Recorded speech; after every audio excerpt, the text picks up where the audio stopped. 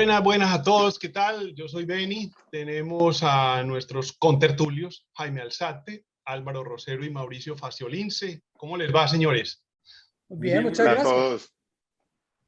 Por aquí andamos con un tema sabroso que habíamos dicho la semana pasada, que íbamos a hablar de la historia interminable. No se hagan una mala idea de que vamos a hablar horas y horas, que me gustaría. Habíamos dicho entre nosotros, no le habíamos dicho a nadie. Por eso digo que el tema de hoy, para los que no sabían, es decir, todos los demás fuera de nosotros cuatro, es la historia interminable. Tampoco nos va a ver nadie más, entonces. No, y menos si no publicamos los capítulos que grabamos. No, pero algún día alguien nos verá. Alguien lo encontrará. Alguien Buscando lo encontrará y divertido y dirá, ya verá, esta gente habla cosas. Entonces, ¿qué vamos a hablar? Del libro, La historia interminable, y de la película, que en español se tradujo La historia sin fin, que yo creo que es del 84 fue esa película. Es del 84. La historia sin fin en Colombia, pero en la gran mayoría de los países que he visto la historia interminable. España es la historia interminable. Y aquí los de habla inglesa, ¿suena mejor la historia interminable en inglés o suena mejor la historia sin fin? O sea, ¿cuál es mejor traducción? Pues, a mí me gusta más sin fin. Pues literalmente sería la historia interminable. Sí. Porque la historia sin fin sería story without end. Y sí sería más literal interminable. Bueno, Star Wars es la guerra de las galaxias, ¿no? Y no de las estrellas. Y no de las estrellas, exacto. Sí, en España seguramente se debió haber llamado esa película algo así como Dos locos sueltos en Beverly Hills o alguna cosa así. Exacto, sí. Un Los perro blanco. Deben estar locos. Sí. Tal cual. Pero, ¿se vieron la película los tres o no? Pero Sí. total. O sea, pero muchas veces. Si ya habían nacido en esa época, porque como hay gente tan joven acá. Oiga, pero lo raro es que esta película, yo no sé si es un tema de derechos o no, pero no es una película que den en ningún canal a ninguna hora. O sea, uno no la encuentra canaleando en ninguno de los canales que da películas viejas. Sí, pues es que está muy vieja, ¿no? Es como Gremlins o como esas películas. Pero uno sí ve a Cazafantasmas. Es que el 84 fue un año impresionante pues para el cine, así para el blockbuster. Sí, total. Pero uno sí ve a los Cazafantasmas, uno a los Gremlins y los ve por ahí. Pero esta película es que nunca, ni en Premiere Caracol yo creo que la vi. Pero claro que también porque se ha convertido en una película de culto, más que en una cosa tan taquillera. O porque es europea también. Porque también puede ser. Puede ser por ahí. De pronto en Alemania la pasan en Premiere Caracol. Pero entrando a ese punto, ya que vas a tocar que es europea, yo creo que las grandes peleas que hay ahí, o sea, entre la versión de película, o sea, versión de película y libro son unas cosas completamente diferentes. Y en el primer guión, o sea, y el primer director era un guión mucho más fiel al libro y de hecho se sentía muy religioso.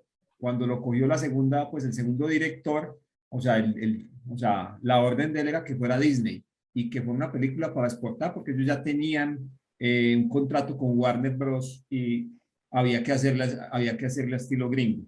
Entonces, la idea es que no se notara dónde estaba hecha. Pero los efectos especiales, siendo 1984, todavía son muy bien hechos, a pesar pues, de que en ese momento había películas de un presupuesto impresionante de efectos y ya habíamos pasado por las dos primeras Star Wars. Los efectos de esta película son muy buenos. Por las tres. Yo creo que por las tres. Los efectos que tienen son los de los pues toda la parte de marionetas, todo lo que hicieron de muñecos. A eso le gastaron bastante. Yo creo que sí se nota mucho más en la parte de fondos. De fondos sí se nota un poquito más cuando meten los fondos que son como digitales. O sea, se notan ciertas cosas en los cromas. Croma debe ser. Sí, en la parte de croma sí se nota algo. Pero las marionetas sí son muy bien hechas y de hecho, por ejemplo, el caso de Falcor o sea, creo que es de 14 metros y la sola cabeza mide 3 metros, la mueven entre 18 personas, o sea, hay una buena cantidad de titiriteros detrás de ese cuento. Y de muchos Pero eso le genera los problemas de movilidad que tiene, la cantidad de gente que necesita, porque eso no es manejado a control remoto. No, para nada, no, todo era gente metida ahí. Pues, o sea, gente, no. Pues, esos son como esos dragones, Pero- dragones chinos, con gente Total, adentro moviendo las cabezas, más o menos así. total, esa es la inspiración. Y ese es el Pero personaje, sí, a pesar del niño, el protagonista es él. Pues para mí el protagonista de la película es él. La recordación que uno tiene de la película es el dragón. La recordación sí, pero el personaje más fuerte es Atreyu. Cosa contraria al libro, que en el libro sí realmente el personaje más fuerte es Bastian. Bastian, obviamente, pues y obviamente tiene que ver con toda la parte de recorte. Pues que la película, yo creo que es un cuarto de lo que es El libro es original. el libro. Y las recortadas que le meten son brutales, pues, o sea, No alcanza a ser un cuarto. No, sí, es la primera parte del libro más o menos. Pero sí, todo el claro, desarrollo del y libro cogen y está en la película. machetean, tácate, o sea, sin La problema. historia original de Atreyu, antes de que Bastián entre al libro, está más o menos respetada. O sea, quitan la parte de Digramon, el múltiple, que Sí, por dificultad técnica no la podían hacer. Esa parte está bien hecha. Lo de la Vetusta Morla y todo el cuento, eso está muy bien llevado. Lo verdad Sí, es que no, o cuando sea, ya... toda esa pelea de Atreyu de esa primera parte, que es muy bonita, pues es bonita y creo que puede ser la más fiel al libro. Yo lo que creo es que primero debemos entrar con el resumen, ya que estamos Sí, hablando a la sí, gente de algo que vamos, que no que no entienden. saben de qué estamos hablando. al final el niño se muere. Se lo comen las abejas. No, Sí, mira, sí. el resumen empieza. La narración inicia con la entrada de Bastián, que es nuestro personaje principal, se llama Bastián Baltasar Books. El personaje principal a la tienda de libros del señor Coriander, que es Carl Conrad Coriander. El niño mantiene una conversación breve con el don. Le habla acerca de los maltratos que recibe de sus compañeros de colegio. El niño, viendo que el señor Coriander atendía una llamada, aprovecha la ocasión para quitarle el libro de la historia interminable que el señor Coriander estaba leyendo antes de que llegara. Esto es muy Estos divertido. son, claro, lo que pasa aquí es que son dos películas en una, ¿cierto? Y que se funden después, pero aquí estamos hablando de una que es la realidad y una que es la fantasía. Y son esos dos mundos combinados. De hecho, hace poquito le regalé a un amigo el libro y toda la parte que es realidad está escrita en rojo y toda la parte que es fantasía está escrita en azul, para diferenciarlo para los niños, sobre todo para leerlo. Aunque yo creo que, igual que El Principito, que muchas cosas que piensan que son libros de niños, este no es un libro para niños. No, es que tiene un componente mágico muy poderoso, pues de simbología como cabalística, como iniciática, es una maravilla. Pero sí debe ser entendido como una guía de entrada a la adolescencia, o más bien como una guía de cómo entender la adolescencia. Y en ese sentido sí es un libro más para niños que lo que es El Principito. Lo que pasa es que ahora son muy distintos los niños de los que éramos en esa época, de los que son ahora, pues porque ahora son capaces de ver Harry Potter o de ver El Señor de los Anillos y de haberlo leído, por ejemplo, pero este libro es mucho de esa historia, de esa magia y de esos procesos. O sea, lo que acaba de decir Benny, la Vetusta Morla, por ejemplo, es un concepto demasiado poderoso. Uf. No, y toda la parte en la que las líneas, en la que la parte del libro está toda roja y empiezan a entrar pedazos verdes y después se va volviendo verde con pedazos rojos, eso es manejado de manera brillante en el libro. Yo recomiendo a todo el que le haya gustado la película, leas el libro, que le va a gustar todavía mucho más que la película. Estoy de Bueno, acuerdo. sigo con el resumen. Luego de agarrar el libro, sale de la librería y se va directamente al colegio. El chico no se dirige a su salón, sino acude al desván en el cual se recuesta para comenzar la lectura de la historia interminable para conocer qué pasa en este fantástico mundo. Esto es filmado en Vancouver, eso me di cuenta después cuando vi la película. Pues cuando Vancouver tuvo la reví. una época muy importante de donde se hicieron muchas grabaciones de cine, porque además era muy barato y porque Sí, los impuestos que les todavía se hacen cobraban. muchas películas aquí. Los X-Files son Televisión, hechos aquí también. muchas series de televisión. Sí. Y, La y nacionalidad de apuesta de es- esta, y gran parte de su Producto Bruto Interno tiene que ver con el cine y la televisión, y la animación y los videojuegos. también. estaba oyendo una entrevista del Laberinto del Fauno y decían en el Laberinto del Fauno, pues decía más el guionista que el director en la entrevista que estaba viendo, que digamos lo que su gran inspiración había sido la historia interminable, que era esa historia de esas cosas que pasaban adentro del laberinto y que qué pasaba afuera en esa España franquista donde se desarrolla el laberinto. Bastián visualiza cómo la soberana de este fantástico mundo le encomienda a Atreyu, quien tiene su misma edad, la misma edad de Bastián, localizar una cura para la enfermedad que se está esparciendo a lo largo de todo este mágico espacio. Igualmente, este niño puede mirar cómo el mal está enfermando a este increíble mundo, va alcanzando a consumir la totalidad del reino de la emperatriz infantil. Este mal es conocido como la nada. Este concepto de la nada me parece también una maravilla. Impresionante. Total. ¿Y qué es la nada para Sobre usted? todo porque es algo que uno ¿Qué no se finalmente puede es? imaginar. Ujú. Sí. Y la descripción de la nada en el libro es una maravilla, que dice, pero ¿qué hay ahí? ¿Cómo es? No, no, es como, la sensación es como si uno se hubiera quedado ciego, que uno mira y no puede decir qué está pasando.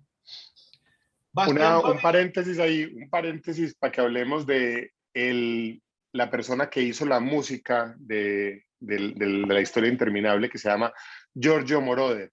Giorgio Moroder, esta fue la primera, era un músico de música tradicional, no era músico de cine, y después de esto quedó tan famoso que hizo Top Gun, hizo Flashdance, hizo una cantidad de películas muy importantes después ya como banda sonora de cine, porque antes lo que había hecho era pura música pop. De hecho, pues con Diana Ross y con un montón de gente había tenido éxitos en el cine, pero nunca había hecho música para cine y este fue su primer gran éxito en ese sentido. Bájale volumen. Y Pero lo él tiene que ver en revivieron la canción. y lo revivimos hace poquito o sea, Netflix se lo revivió con Stranger Things. O sea, Stranger Things porque tiene mucho que o ver sea, con hizo eso. que se movieran todas las plataformas y de hecho mucha gente empezó, o sea, creo que les movió no solamente eso, sino también o sea, a ver la película y a ver todas estas cosas, a revivir todo esto. Yo de pronto, o sea, de las cosas que encontré interesantes, o sea, el autor refiriéndose ya a la parte de lo que ahora habíamos hablado de pronto de la realidad y de la fantasía, él lo asemejaba mucho a lo que pasaba con lo de, pues con Dante, que decía, para llegar al paraíso, en la Divina Comedia, pues se necesita comenzar por el infierno. Entonces, acá era como esa realidad también, pues a pensar que la realidad lo que uno vive a diario, que es, o sea, lo asemeja a esa nada, pues a las cosas que no son importantes y la fantasía, que es ya como la parte, pues, la parte que es ese paraíso también en la parte de Dante. Él decía, literalmente decía, Bastián debe primero abandonar el mundo real, donde nada tiene sentido, y penetrar en el país fantástico, en el que, por el contrario, todo está cargado de significado, que es lo que decíamos, o sea, lo que decíamos, ¿no? O sea, se habla en muchos lados que el libro está lleno de simbolismos y la película también está llena de simbolismos en todos lados. Esta película es muy Narnia, ¿no? Pues, o sea, Sí, Narnia es muy la historia Narnia interminable. bebe mucho de ahí. Pues Narnia es una historia mucho más antigua, pues, el Sí, libro. el Pero libro. el que hizo la película de Narnia, yo digo que tuvo que haberse inspirado muchísimo en esta película. Pero cine fantástico de este estilo antes de la historia interminable, ¿ustedes de qué se acuerdan? Pues como de cine de este estilo, no, yo no creo que hubiera mucho Lo tampoco. más parecido sería El Mago de Oz de pronto. Sí. Sí, Pero sí, de este estilo no, es que este libro es muy Había único. una película de lucha de titanes que era de mitología griega, de los dioses del Olimpo. No sé de qué De Ray año, Harryhausen. pero no, se llama Sí, Furia de Furia, Titanes. Furia de Titanes. Que Esa es los efectos especiales son la hechos que es por llena Ray Harryhausen. o sea, que la hacía los efectos especiales los hizo Phil Tippett. No, No, Phil Tippett no esa no alcanzó a es. estar ahí. No, porque esta película es mucho más vieja. Ya. Ray Harryhausen es el que el que inspira a Phil Tippett. Ah, Es como, Pero eso es puro stop motion total, sí, ¿o no? stop motion manual. Sí, manual, pura plastilinita. Bueno, Bastián va viviendo muchas situaciones más a medida que va transcurriendo la historia. Todas estas situaciones no las mencionan en el resumen, que a mí me parece que esto todas estas situaciones que vive Atreyu y que Bastián va leyendo y todo, es lo que lo engancha a uno. O sea, uno apenas le muestran qué es lo que le está pasando a Fantasía de la Emperatriz Infantil, y a Atreyu lo llaman para que la salve, ya uno no puede dejar el libro.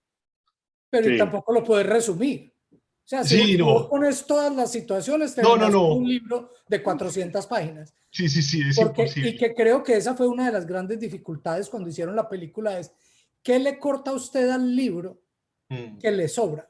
No, nada. Originalmente el libro tiene, o sea, el libro quedó la cuarta parte, o sea, que el libro era de 1600 páginas. El tipo tuvo que mutilarla. El tipo prometió un libro de 100 páginas, lo negoció en 1977. Lo negoció en 1977. Usted va a tener, o sea, en diciembre tiene su libro ya de 100 páginas. Cuando no lo llamaron, pues no había terminado en diciembre. Comenzó en 1978 y el man al final de 1978 dijo, no tengo su libro todavía, su libro se demora hasta el año entrante y va a ser de 200 páginas. Nunca fue de 200 páginas, no sabía cuándo lo iba a terminar, sintió la presión gigantesca y él decía que hasta que no sacara a Bastian de ahí, de ese mundo, hasta que no lo lograba sacar, no terminaba el libro. Y si no lo lograba sacar, el libro no salía. La historia, o sea, es interminable en todos los sentidos. O sea, casi no termina Sí. ese libro.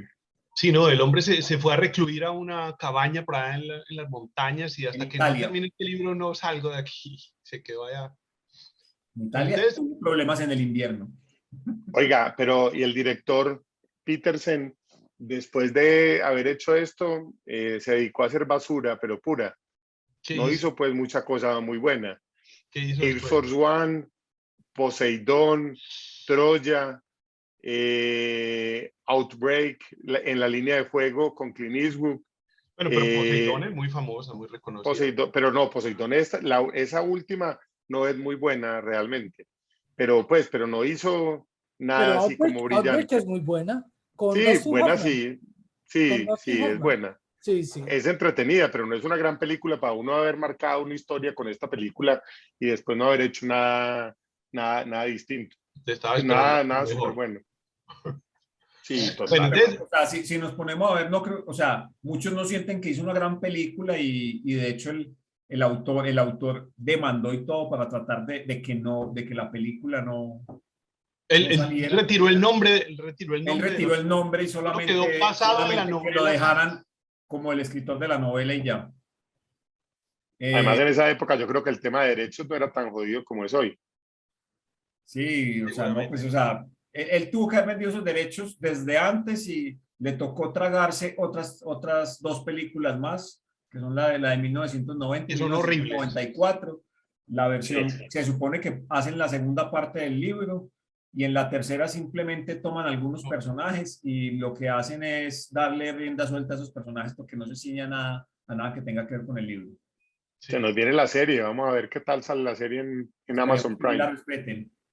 No, Yo le y tengo con fe. los efectos especiales de ahora sí espera uno que sea mucho más fiel a lo que el libro dice Ojalá. y pide. Y que respeten la historia, porque yo supe que en Quebec habían hecho una serie de 12 capítulos de La Historia Sin Fin, y yo me enloquecí a buscarla hasta que encontré el cofre pues, de los DVDs y la compré. Y no, qué decepción.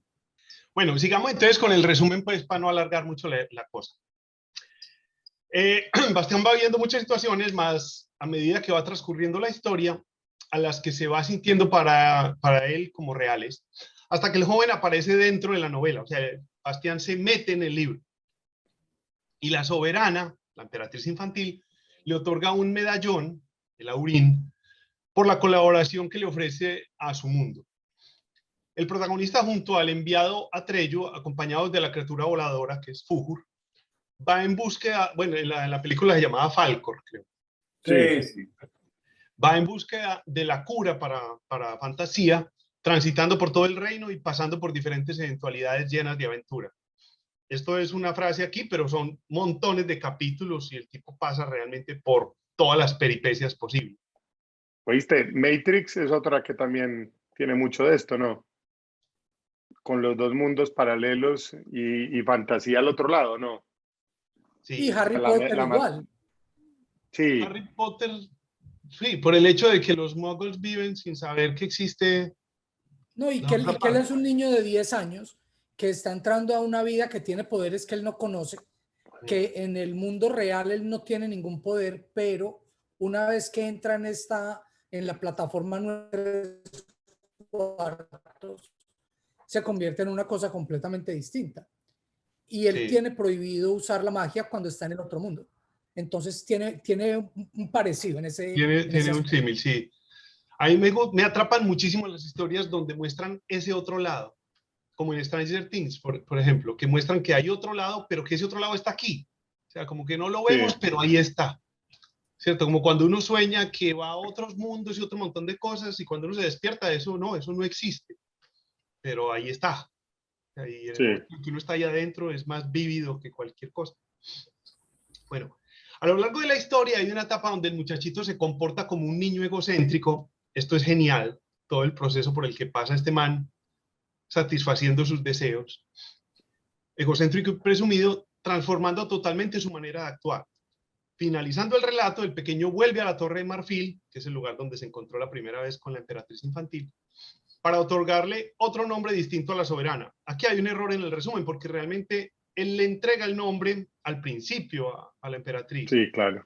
Después de Ahí, toda la peripecia, ya él no tiene que darle otro nombre, ya tiene que venir otro a darle otro no, nombre aquí nuevo. realmente lo que pasa en el libro, o sea, que ya la película se terminó hace muchísimo rato, o sea, cuando el niño ni siquiera, el niño no tuvo ni, solamente entró a la película al final, el medio entra es porque lo ve en algún momento, o sea, él se ve, se escucha, pero de resto solamente entra al final y ya cuando le da el nombre a ella. Pero en el libro, o sea, cuando él entra ya, conoce a la soberana, conoce a la Emperatriz infantil. emperatriz. La emperatriz lo deja solo en algún momento, o sea, se va. Y cuando él se va, él la empieza a buscar y a él le dice, no, no, es que la emperatriz no se ve sino una sola vez en la vida y ya. Es la única vez que se ve y no hay forma de volverla a ver. Y él no cree en eso, él piensa que él lo puede lograr y como a él dentro de las cosas que le han dicho es que usted puede pedir todos los deseos que quiera acá, que ese es uno de los símbolos que hay ahí, o sea, no significa que podés desear lo que sea, sino que tenés que buscar las cosas lo que se supone que nos dice es que eso cuesta y cuesta mucho. Entonces, él lo que está haciendo allá es pasando una cantidad de pruebas hasta que él madura un poco y entiende que se comportaba como un tonto, pues como un tonto no, que se comportaba como un humano normal cuando tiene poder, que se vuelve sediento de poder y hace todas las vainas hasta que vuelve y encuentra la humildad y es de pronto la forma en que medio logra salir. La única forma en que él logra salir otra vez de fantasía es entregando el medallón que le habían dado. Si él no entrega ese medallón, él se pierde completamente. Pero mira esto tan teso que hay, ya esto es súper iniciático, porque mira que lo que hay en el reverso de Aurín, del medallón, es la frase, haz lo que quieras, que ahí ¿Sí? mismo dicen en el libro, uno lo podría entender como haga lo que le dé la gana, Pero cuando no. realmente no es eso, es haga lo que verdaderamente quiera. Entonces el camino de los deseos lo Yo, lleva por un rumbo muy teso, porque mientras más desee, más se le van cumpliendo sus cosas, pero todos los deseos que el tipo, pues que el pelado va deseando en el camino, son deseos del ego, o sea, él quiere ser más bonito, más grande, más fuerte, más poderoso, más reputado, más famoso, más... El único deseo que realmente no le lleva a ese camino es el único que lo puede salvar. Bueno, hay algo y es que él no estaba tan pero perdido. perdóname, Jaime, pero Dale. perdóname un segundo, que la frase, para mí la frase tiene un significado muy distinto y es el haz lo que quiera, quiere decir que lo que usted quiere lo tiene que hacer usted. O sea, es una frase que le da el poder a él y que usted es el encargado de que los deseos, usted es quien los convierte en realidad. Y es donde él, Álvaro, búscate la frase en inglés, ¿cómo es? Porque seguramente también esa traducción ahí podrá tener Es algún do what you enredo. want. Do, Ya. no, do what you wish. Do what you wish. Es lo que dice detrás del... pero Sí, es muy literal. recordemos que Entonces la Exacto. traducción es, claro, la traducción es distintísima, ¿o no? No, No, para mí es muy literal. Haz lo que deseas, haz lo que deseas, sí, ¿Y lo qué que decía en quieras. haz lo que español? deseas. no, por Haz eso. lo que quieras. Ah, bueno. Pues, No, no, haz lo que quieras es muy distinto a haz lo que deseas. En español. Sí. haga lo que le dé la gana. ¿Por qué? Porque Pero no es no, a lo mí que me le suena da igual, gana. pero En realidad no es eso lo que significa. Lo que significa es que usted lo tiene que hacer. Y es donde usted tiene que volverse verbo. Tiene que ir a buscar lo que está queriendo. Que o sea, para todo mí, lo que desea, para que lo vuelva verdad, tiene que pasar por usted primero, si no, Claro. no se vuelve verdad. claro, y todas las aventuras que él vive es aprendiendo a lidiar con consecuencias de lo que hizo antes. Bueno, Lo acá bueno también y hay que lo tener en cuenta que no es solamente lo que él quiere hacer, sino lo que le dicen que haga. Pues, o sea, hay ese mal, entre comillas, ese mal que está en la otra princesa, Ah, en Sayide. que es la que le Oye, está todo el tiempo diciendo, desconfíe, esto es lo que va a pasar, o sea, y ella lo va llevando a Le todas va esas metiendo cosas. cizaña todo el rato. Le mete cizaña todo el rato hasta que él se cree todo el cuento y logra que pelee con sus dos amigos, pues con sus dos pero yo grandes no había amigos. entendido el tema, lo que había dicho Álvaro al principio de esa transición y aquí hablando me parece que la transición sí es perfecta de niño a hombre. O sea, el man pasa en todo este proceso, digámoslo, para volver a ser lo que humilde, como decía Jaime, pero es una transición de niño a convertirse en un hombre y la película se desarrolla en su adolescencia, no es ni en su niñez ni en su adultez, sino es en la adolescencia de él. De hecho, también leía por ahí en alguna parte que hay muy poquitas películas donde el niño es hombre, donde el niño es el héroe. ¿De qué se ríe este man? ¿De qué me río? Que llegó una mano amiga. Una llegó mano Said. peluda. Bueno, Oíste, pero muy poquitas películas de niños realmente héroes de películas. Pues Harry Potter ahora, últimamente, pero yo no me acuerdo de muchas donde un solo niño sea el héroe de la película. Narnia son este convito de son 3 o 4, ¿no? pero aquí también Atreyu es un niño. No, pero sí, Aladino, Sí, también, Aladino es la misma historia. Y Aladino es también un niño que es 12 o 13 años. Y lo vimos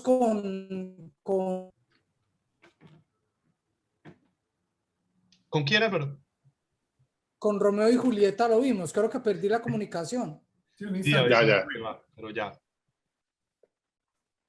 Entonces, no, para mí el libro es claramente una guía de cómo un niño se convierte en hombre y Más cómo que- usted tiene que aceptar responsabilidades de lo que hace para poder seguir en el camino. Incluso con Said, que es la mujer que te está hablando al oído, en esa posición de la serpiente, hablándole a Eva y llevándole a cometer, a traicionar a los amigos, a pensar en usted más que en sus amigos y dejarlos de lado. Le está diciendo, usted para poder volver a ser usted, tiene que volver a conectarse con eso que lo hace a usted completo.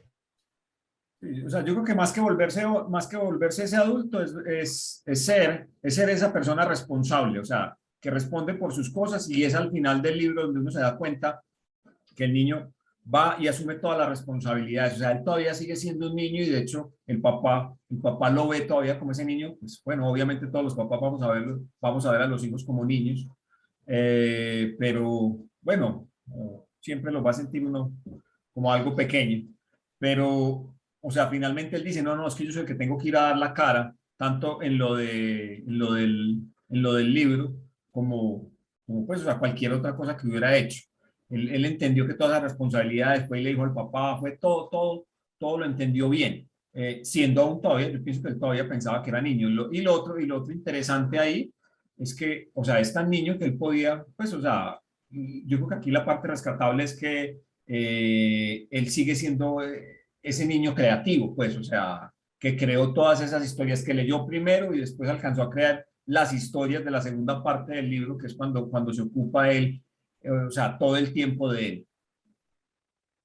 Sí, bueno, el resumen termina diciendo que él al final vuelve a su mundo y restablece la relación con su padre y le lleva el agua de la vida, que es lo que lo saca él de fantasía y puede compartir los dos No, mundos. él no la puede llevar nunca porque no la puede sacar, ¿no? Él no la puede No, sacar. él se la toma, pues, pero él lleva como el poder que le da esa agua y se lo transmite al papá, entonces le da como la alegría de vivir al papá de nuevo. Y Sí. va y le devuelve el libro al señor Coriander. Y me parece genial que uno se da cuenta que el señor Coriander se hizo el bolsón para que le robaran el libro. O sea, Para que se lo el robara, señor claro. Coriander Sí, para mí es el personaje más fabuloso del libro, porque te hace creer que es un viejo refunfuñón y no, el tipo ya ha ido a fantasía montones de veces y le explica. Cuando Bastián le pregunta, entonces este es el libro para ir a fantasía, él dice, no, fantasía tiene muchos libros, tiene muchas puertas, hay muchas maneras de llegar. Yo pensé que Coriander era el hombre de la cima de la montaña, el que El viejo de la vivía. montaña errante. Hay una relación que se supone que tiene que ver con la parte que estaba diciendo yo un poquito, la parte de la fantasía y la parte de la realidad, pues, y la parte de la realidad. Ahí, o sea, se supone que son antagonistas, el señor, o sea, el de la montaña y la La soberana emperatriz. son completamente antagonistas, y ella, entre las cosas que le cuesta es subir los peldaños, que son como letras y la tratan mal. Y la idea con eso es como toda la parte, pues, o sea, toda la parte de volverse adulto, toda la parte de volverse adulto, lo que cuesta y lo que representa, pues también lo que se pierde. Entonces ese man, pues es una persona más tosca, la trata mal, etcétera, y la niñez es otro cuento. De ahí, pero no hay un malo malo, no hay un malo No. malo en el Hay libro. muchos no, malos. malo no. Bueno, me dejan, yo Sallides les es digo un poco mala. una cosa que me acabé de acordar interesante cuando hablé de las letras, y es que acá hay algo que no sé si tiene que ver con, o sea, si sería que él lo quiso así o no, o sea, en los capítulos del libro están por letras y empieza en la A y termina en la Z, son las 26 letras. Y es muy charro porque el man hizo 26 libros en total. O sea, no sé si lo dejó adrede o no, pero hizo Sería 26 libros, o sea, y dentro de las cosas que habían en el libro, una de las cosas que me llamó la atención sí era que cuando él llega a un sitio donde están los emperadores o los que no fueron emperadores, que ya se les olvidó su nombre, se les olvidó ese absolutamente capítulo todo. es una genialidad. Total. Cuando el mono le dice que él los pone a jugar con dados porque ellos ya no hablan y no hacen nada, no se comunican, los pone a jugar con dados que a veces hacen algunas palabras, por pura casualidad, cuando lanzan los dados hacen alguna palabra, pero que hay veces en que han sacado pues poesía, pero que no tienen mucho sentido. Entonces, es como un simbolismo muy interesante el que hacen ahí con toda esa parte de Sobre la... todo porque el miquito, Artrax, le muestra a uno que el destino final de todo el que va por ese camino es quedarse atrapado en la ciudad de los emperadores al final. O sea, cuando uno cuenta la historia, pareciera que lo lógico es que todos pasamos por una aparente pérdida del camino por el ego, por querer ser muy, muy bonito y llamar mucho la atención, pero a la larga vamos a volver a salir. Pero no, Artrax nos muestra que no, lo que pasa es que la mayoría se quedan atrapados en esa ciudad para siempre. El milagro es no quedar atrapado ahí. Pero y esa es la monotonía del día a día. Pero creo que nos saltamos una cosa que para mí fue muy evidente, y es que la emperatriz y el hombre de la montaña son las dos culebras. O sea, las dos culebras de la portada del De libro Laurín. son ellos dos, son el principio y el fin, la juventud y la... Y, El yin y el yang. El y blanco ellos, y el oscuro, sí. y cada uno está controlando al otro para que no haga lo que no debe hacer. Pero es que lo que yo decía ahora de que no hay un malo, que es muy extraño en una película o en un libro de estos, es porque es que aunque los dos son antagónicos, digamos lo que los dos son malos en sí mismos, ellos dos. O sea, si uno lo viera, digamos, lo más plano, uno diría, pues madre, estos dos no sé para dónde están llevando este proceso, pero son dos que están, aunque cada uno es antagónico uno del otro, están unidos como el yin y el yang de lo que decíamos ahora. Y no son realmente un malo en la película. Ellos no son la representación de un malo de Disney, pues de los típicos malos de Disney, sino que además son muy profundos porque su maldad, por decirlo de alguna manera, es la persona o las personas que están, o lo que le está pasando a las personas adentro de fantasía. Sí, es como en la vida real, pues como en la vida que uno vive, que es, la maldad es mi propia estupidez. O sea, uno ve como enemigo al papá cuando yo estoy creciendo porque no me permite hacer cosas que yo quiero hacer, pero realmente el papá te quiere mucho. O sea, tu papá no es tu enemigo y no está haciendo nada malo. Lo único es tu propia estupidez. Lo mismo una exnovia, ponele. Si uno se va a ver como una tercera cámara que mira la situación, tu exnovia o tu exnovio no es alguien que es malo o que fue malo. Seguramente te quería muchísimo y simplemente no se entendieron o fueron por caminos diferentes, pero no era un antagonista, pues. En la vida real uno no tiene un malo, un archienemigo, pues. Es muy raro. Pero yo creo que Sí. aquí hay dos símbolos muy poderosos en la emperatriz y en el anciano, y son la naturaleza, que es quien está por encima del bien y el mal. No le importa lo que vos hagas. La naturaleza pone las reglas y ya vos verás qué haces. Y en el otro lado está la figura de Dios, que es quien pone las reglas, quien dice cómo va, quien está, en el caso de este libro, quien escribe el cuento. Entonces, ya habría que llegar a ese nivel para mirar esos dos personajes. Pero aquí hay un malo que está, pero no se le da protagonismo, que es la nada. Y supuestamente la nada es quien manda al lobo negro. A Mork. Pero Esa no conversada sabemos, con Mork es una cosa de locos también. sí, pero no sabemos quién es, ni por qué, ni Pero es quién. un personaje perdido en la película, es un personaje completamente perdido en la película y en el libro sí tiene, o sea, en el libro es muchísimo más interesante. Uf, muy Lo que importante. pasa es que la película donde le metan todos los personajes que hay No, tienen en que el hacer libro es, o sea, demasiadas. Pongámosle fe a Amazon Prime. Yo sí Sí, quiero ver yo la creo que conversación de Mork con Bastián. yo creo que si estos manes hubieran sido tan visionarios como Lucas o como otro, hubieran pensado una trilogía para este libro. Este libro da para una trilogía Ya, completa. tipo Señor de los Anillos. Pero Exacto. yo creo que nos van a presentar una cosa muy distinta, porque en el ambiente actual esa película no se puede hacer como el libro, porque tienen que darle un protagonismo muy distinto al protagonismo que le da el libro a las mujeres. no, total. Entonces, en este libro, que es un libro que debería ser para hombres, donde te muestran la transición de niño a hombre, en la serie nueva van a tener que hacer de alguna manera que sea de hombre-mujer, de niño-niña a hombre-mujer. Y van a tener que hacer una interacción distinta, porque De, Ya veremos. sí, sí. Dale, dale. no lo puedes hacer en el ambiente actual. De hecho, en la serie animada que han pasado ya hay ya hay una mujer que no existía que no existía en el libro. O sea, yo no la conozco, pero fue una de las cosas que leí. Y O sea, a mí no me extrañaría que el personaje de Atreyu lo Fuera una volvieran. mujer. Vuelvan a Trella. Vea, hay una cosa que no quiero dejar pasar. Si ustedes conocen a Jacques Lacan, el psicólogo pues francés, que ya murió, muy famoso.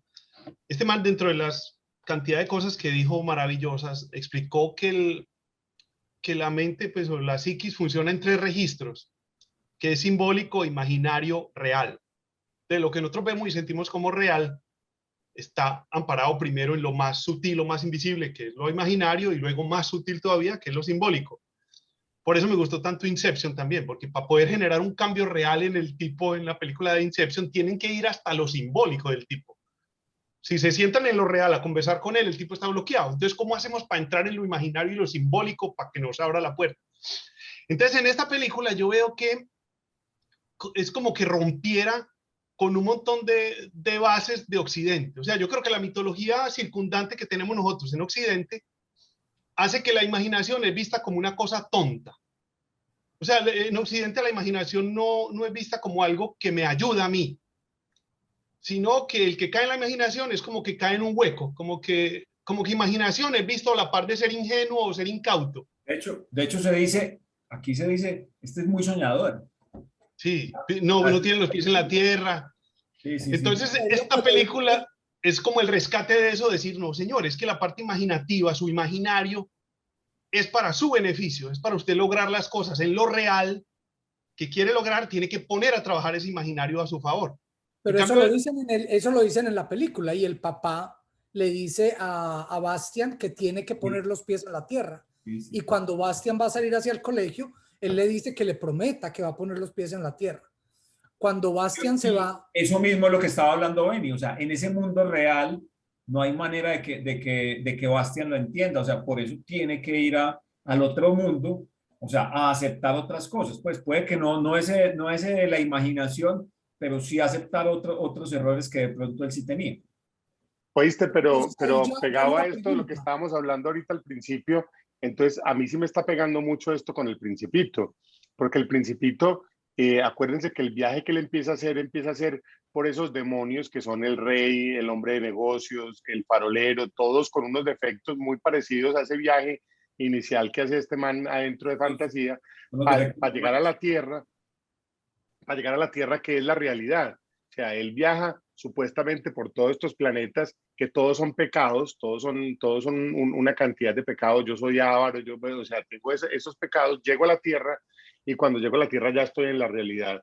Pero esto siempre es una fantasía de un man que se accidenta en un avión y que lo que está es alucinando, ¿cierto? Pegado a lo que está diciendo Benny de la imaginación. Pero mira el recorrido que hace el Principito por esos planetas y ese recorrido que él hace aquí al principio y tiene mucha relación ese niño del Principito con este niño de acá. sí, es verdad. O A mí sea, lo que me llama mucho la atención de esto del imaginario o no, es como este tipo nos muestra cómo hacer el camino al revés. O sí. sea, como que en Occidente estamos muy acostumbrados a que lo que vale es lo que se palpa y se toca y se ve. El resto son tonterías, ¿cierto? Es como lo que uno ve normalmente. En cambio, este tipo dice, no, en toda la historia ha habido un montón de manera de ver el mundo al revés. O sea, verlo primero desde lo sutil para luego llegar a lo real tridimensional. Entonces, me busqué la frase aquí en este momento de Jaime que estaba mencionando ahora, la dice así este tipo. Esto es Michael Ende, el autor del libro, diciendo, cuando nos fijamos un objetivo, el mejor medio para alcanzarlo es tomar siempre el camino opuesto. O sea, justo todo el mundo toma el camino real primero para después, y este man dice es al contrario, el mejor camino es primero lo sutil para luego lo denso. Dice, no soy yo quien ha inventado dicho método. Para llegar al paraíso, Dante en la Divina Comedia comienza pasando por el infierno. Para encontrar la realidad hay que hacer lo mismo, darle la espalda y pasar por lo fantástico. Ese es el recorrido que lleva a cabo el héroe de la historia interminable. Para descubrirse a sí mismo, Bastián debe primero abandonar el mundo real, donde nada tiene sentido, y penetrar en el país de lo fantástico, en el que por el contrario todo está cargado de significado. Sin embargo, hay siempre un riesgo cuando se realiza tal periplo. Entre la realidad y lo fantástico existe, en efecto, un sutil equilibrio que no debe perturbarse. Separado de lo real o lo fantástico pierde también su contenido. Lo fantástico, que es lo que yo creo que pasa. Yo una vez estaba hablando con unos amigos, yo decía que esto de meterle a los niños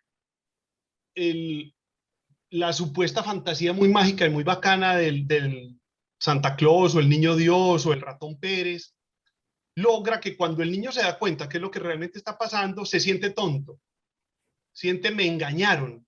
Mis propios padres me cuentan mentiras y les parece muy divertido. No me va a volver a pasar.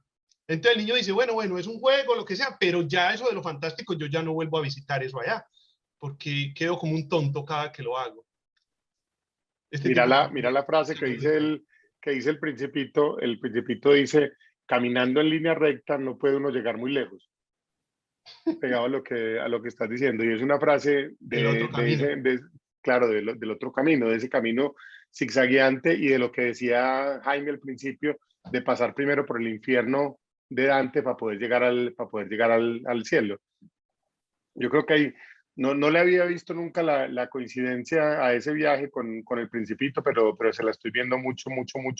Y además, pues me sé el Principito de memoria, entonces yo creo que ahí hay mucha coincidencia entre uno y otro. Y ahí es donde empata el viaje que uno realiza de ser un niño a ser un adulto por esa montaña rusa que es la adolescencia, que donde uno tiene que aprender, en muchos casos, dándose duro contra las paredes, que no es fácil y que ya uno no es un niño. Pero ojalá la adultez se consiguiera cumpliendo años. Sería muy fácil, ¿no? Porque esa verdadera adultez donde vos te haces cargo de vos mismo y de tu imaginario y de tu simbólico y de tu real, no cualquiera lo va logrando. O sea, yo veo cantidad de niños de 40, 50 y 70 años Ay, que no se les puede decir nada porque se ofenden, o sea, es como gente que no ha pasado por un camino interior, lo que vos decís. Cuando uno ya ha pasado por muchas, ya ve a alguien haciendo alguna tontería y dice, claro, lo mismo que he hecho yo 1000 veces. Ve a alguien respondiendo con demasiada premura y uno dice, claro, ¿cuántas veces he respondido yo así? Entonces ya uno ha hecho tanta estupidez que como que le queda en la cabeza decir, bueno, ¿con qué cara critico yo al mundo si más estúpido que yo no es fácil encontrar? Y esa es la humildad que tiene Bastian al final del libro, que al final del libro él se da cuenta que al final todo lo que hizo apartó a toda la gente que tenía. Y esas son las consecuencias de olvidarse de lo que es importante, que son las memorias que él pierde. Y de hecho hace lo más importante, que es entregar el Aurin, entregarlo él mismo y no tener o sea, pasar porque Atreyu se lo quitara, como decía la princesa inicialmente que iba a pasar, y que en algún momento el otro pues también lo pensó hacer. Voy a hacer un Y muy paréntesis. religioso. Me dejan Muy aprovechar religioso. el Aurin, que no sé, me imagino que de pronto si consultaron algo, o sea, el Aurin original de la película lo compró nuestro amigo Spielberg. ¿Sabían ese dato o No. no? Qué buen dato. ¿Y dónde lo tiene guardado? No. Colgado. Lo lleva con él. Y si es el que le ayuda a hacer las Y lo películas. usa. De esta película uno tampoco ve pues mucho material por ahí rodando, pues uno como que No. de fanático, uno no. No, es que, o sea, mira que esa ¿Dónde es fue la gran rodada? En diferencia. Alemania. En Esa es la Fue gran Alemania. rodada en diferencia de Alemania. Disney. O sea, lo hizo el estudio alemán, aunque lo haya entregado, o sea, aunque lo haya comercializado Warner en Estados Unidos, pues no pasó lo que pasó con cualquier cosa que se haya hecho en otro, pues, o sea, en Estados Unidos. O sea, ellos no tienen ese manejo que tienen los gringos, que es espectacular. O sea, hicieron de todo. O sea, es más, pues es que no encontrás muchas cosas, pues, o sea, encontrás muy poco de ellos. Con solo Pero los decirles, alemanes se han modernizado en eso, se han modernizado. Esta serie posiblemente sí, alemana pero nueva de Netflix, como que la cantidad de chaquetas amarillas que vendieron en Alemania fue impresionante. ¿Cómo es que se llama la serie esta oscura? Dark. Dark, que pasa en es Bindem. oscura, bastante oscura. Yo tengo muchas Bastante ganas de ir a oscura. Bindem, a tomarme foto en Bindem. Yo creo que ya Oiga, tenemos, una o sea, cosa yo creo que que se nos nos ha hemos pasado. extendido bastante, que debemos ya dejar Espere. Sí, sí, ya estuvo Jaime, bueno.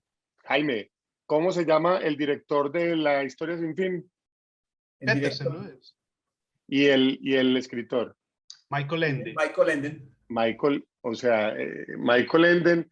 Hemos hablado poco de que el final escribió La Historia Sin Fin, de que Michael Enden escribió La Historia Sin Fin. Oh, y no dimos nada de la vida del hombre. Hay Nació en un dato importante. 1929 y murió a los 65 años en 1995. Como les dije, solamente aguantó que sacaran 3 películas. La última del 94 lo terminó de rematar. Lo mató, lo mató. Sí, Este sí. man Lo es el mató. autor también, ese man es el autor de Momo, que es Sí, otra correcto. maravilla del libro. Él ya había sido premiado, o sea, él ya había sido premiado en Alemania por escribir libros para niños. Momo tiene película, ¿o no? Mm. Hay una Una película. vieja, ¿cierto? Sí, muy Sí. vieja. Pero hay un dato de Michael Ende, que es que él cuando tenía 14 años, 15 años, estuvo en la resistencia contra los nazis en Alemania. Y le Y tocó después prestar servicio militar durante la Segunda Guerra Mundial. Y por eso, en parte de eso es ese crecimiento del niño a hombre tan rápido, porque él lo vivió. O sea, él vivió esa Segunda Guerra Mundial, que es lo que decía venía ahora, eso te hace crecer en un momentico. Es como Robert Graves, el del Vellocino de Oro, que Sí. también lo dejó súper marcado, que él fue soldado en la Primera Guerra Mundial. Y esa experiencia lo marcó terriblemente.